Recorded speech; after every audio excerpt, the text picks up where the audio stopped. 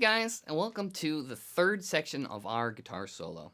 As you've noticed, the rhythm that we're playing over is slightly different. There's a heavy, distorted tone underneath. It's basically the same exact chords, but they're being played slightly differently. They're all power chords this time instead of being strummed. And we're starting off with E, like we did originally. Then we're jumping to G.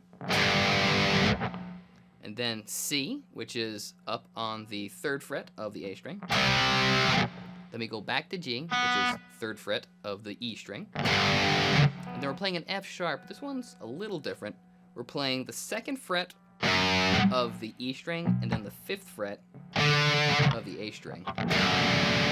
So we're just taking from that last G, we're just moving our index finger over and leaving our pinky. So altogether, the rhythm is going to be played like this.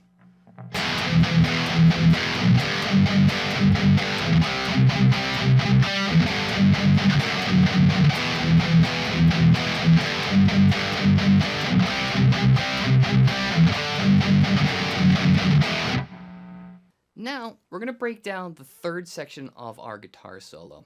We're still staying to E minor, but instead of playing down here where we're playing in B Phrygian, we're going to actually move to E minor using E as our starting point. But instead of playing down here, we're going to go up higher, just so that we hear a little bit of a rising action in the melody that we have introduced. So we're going to play E minor, starting on the 7th fret of the A string. And just to recap what E minor is and how we play it, it's 7th fret on the A string, 9th fret on the A string, 10th fret, then we're going to jump up to the D string, and it's also the 7th, 9th, and 10th fret.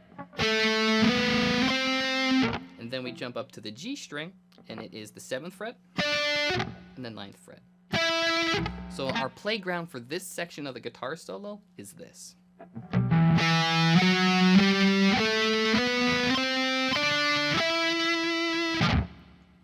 And we're basically going to be doing the same pattern that we played down here, but up here using the 7th fret of the A string as our starting point. So we're going to start the lick off on the 7th fret. Then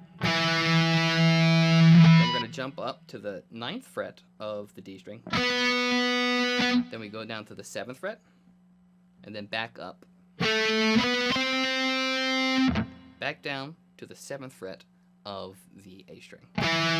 So we have that initial melody from before, but played in E minor, like this.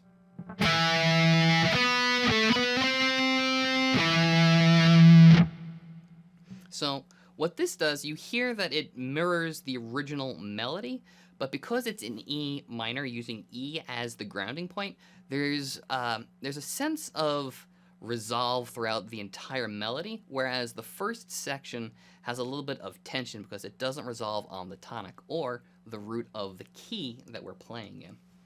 So moving on to the second half of this part, we jump up to the 7th fret of the G string, and then we come back down to the 10th fret of the D string, 9th fret, 7th fret, then we jump down to the 10th fret of the A string, 9th fret, and that's the end of the lick, and then it repeats. So all together, it's going to sound like this.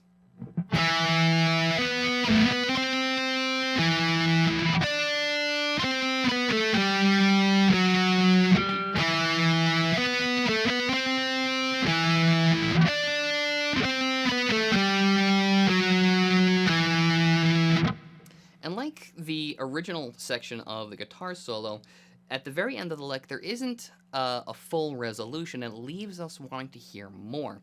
But throughout the entire thing, because we are using E minor as our playground and not shifting a little bit to B Phrygian, the entire thing sounds a lot more pleasing, but we still have that sense of we want to hear the next section of the guitar solo.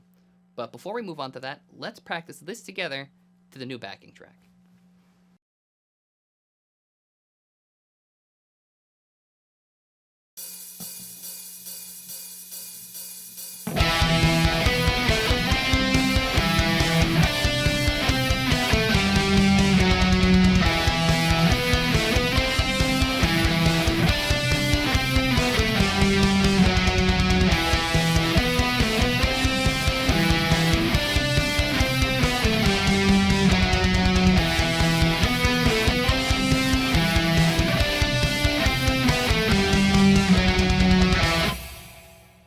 Great job, guys. I want you to loop that and practice that and get used to playing that section.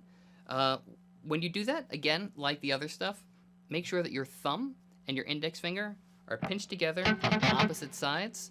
This way you can maintain your strength in hitting each of those notes, and this way you don't have to do any crazy stretches when you're trying to reach everything. You can just stay in a comfortable position and play some really awesome hard rock and heavy metal. And when you're ready, I'll see you in the next section.